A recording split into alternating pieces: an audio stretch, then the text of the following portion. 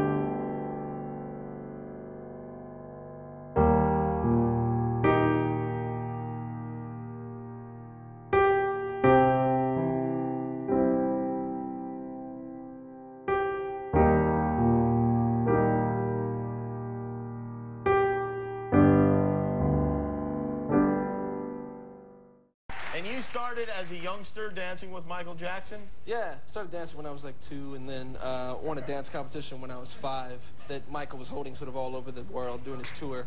And it was like a dance-alike contest like him. Right. I won that, and then the prize And then was you to moved meet him. into the ranch. Easy, Dean. Easy. No, I didn't No, move you into did the not ranch. move into the ranch. No. Are you still friendly with Michael? Yeah, we still talk every couple months, catch up. You do, really? Yeah. Well, what's he like? What's he like? He's a good guy. Is he a good guy? Yeah. Show me where he touched you. You never, nothing Same ever, place he touched you, bro. nothing ever like that? No nonsense, no shenanigans? But he's a weird guy, you have to admit, right? You know what? At the end of the day, it's like everybody's got something weird about him. Everybody's got something strange about him. Yeah, but some people more than Yeah, others. but Yeah. true. At the end of the day, all I'm here, it's like, you know, you may not like, or you It's may just have weird about the thoughts about dancing him. at the end of the day. Why don't you let me talk for a minute?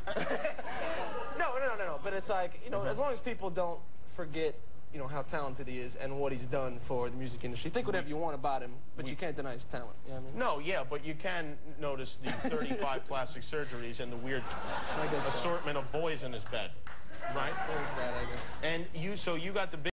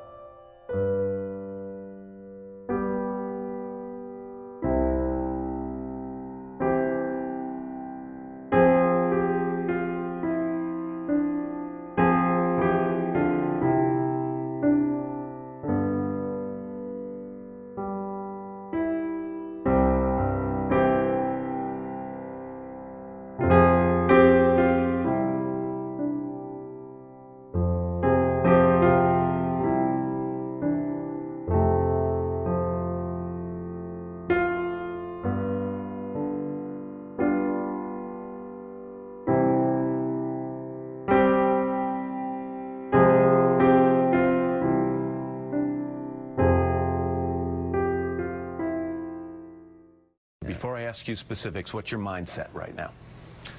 What's my mindset? I feel strong. I feel like this is the right thing to do, because this is my truth. Despite what some people may say after you say these things? Yes. Let me take you back to 2005, Wade, all right? The child molestation trial of Michael Jackson. You were the first witness called by the defense, and the attorney for Michael Jackson said he called you first because you were so convincing and powerful, asserting the innocence of Michael Jackson. Yeah. And here we are these years later, and you're going to say just the opposite. Right. What happened? First of all, one thing I want to clear up is that this is not a case of repressed memory in any It's way. been reported in the press some. I never forgot one moment of what Michael did to me. But I was psychologically and emotionally completely unable and unwilling to understand that it was sexual abuse. So what are you alleging that he actually did? He sexually abused me from 7 years old until 14. I know it's a difficult and personal question, but can you be more specific? Because you're accusing someone who is deceased of criminal activity. Yeah. So I need you to be a little more specific. Did he perform sexual acts on you? Did he force you to perform sexual acts on him? What was the nature of the abuse? Yes, exactly what you said. He performed sexual acts on me and forced me to perform sexual acts on him. How old were you when it started? 7. And how long did it last? Till about 14. Now, when you testified in 2005, and you took the stand and you raised your right hand and you swore under oath that nothing sexual ever happened between you and Michael Jackson, why did you lie?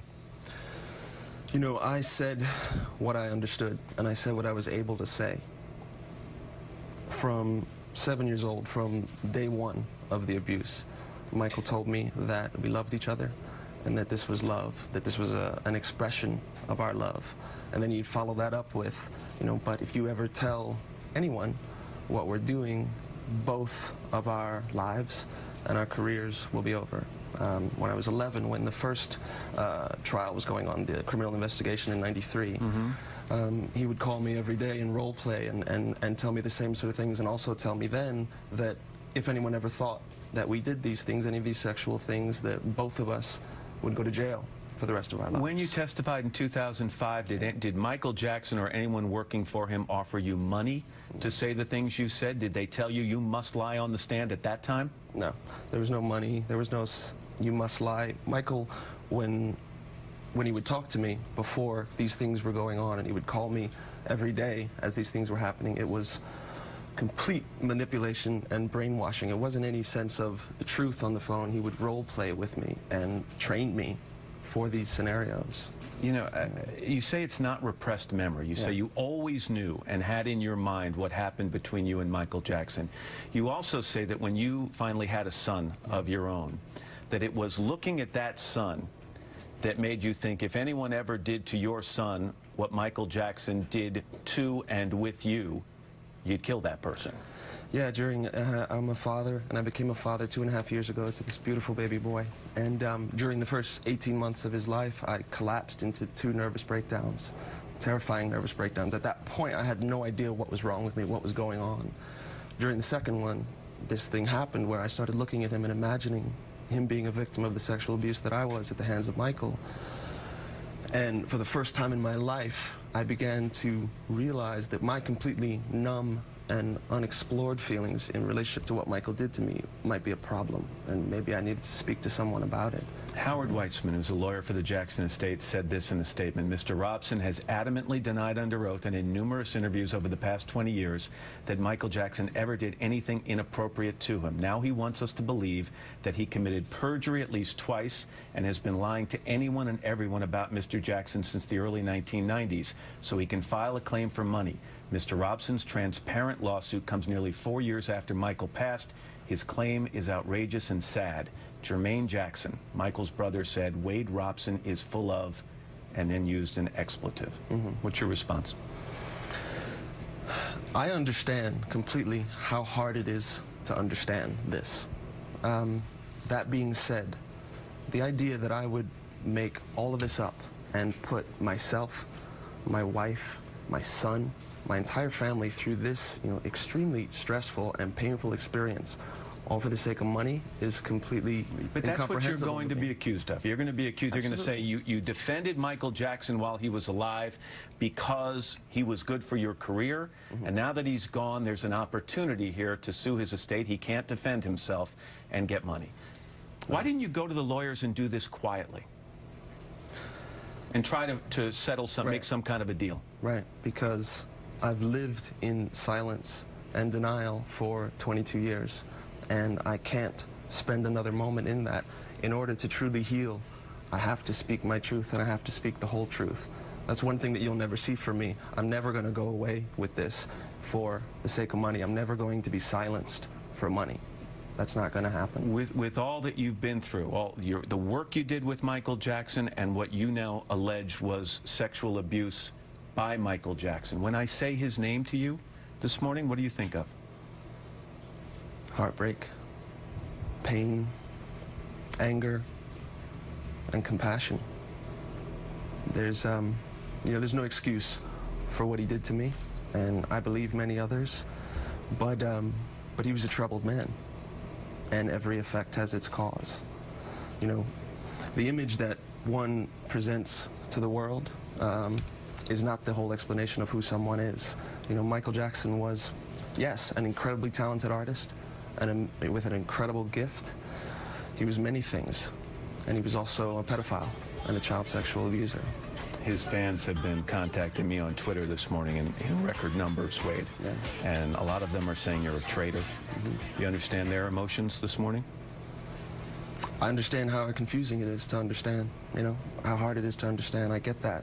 But all it takes is a little bit of education into child sexual abuse and realizing how, unfortunately, typical my scenario is. The trauma and the psychological effects of child sexual abuse last for so long.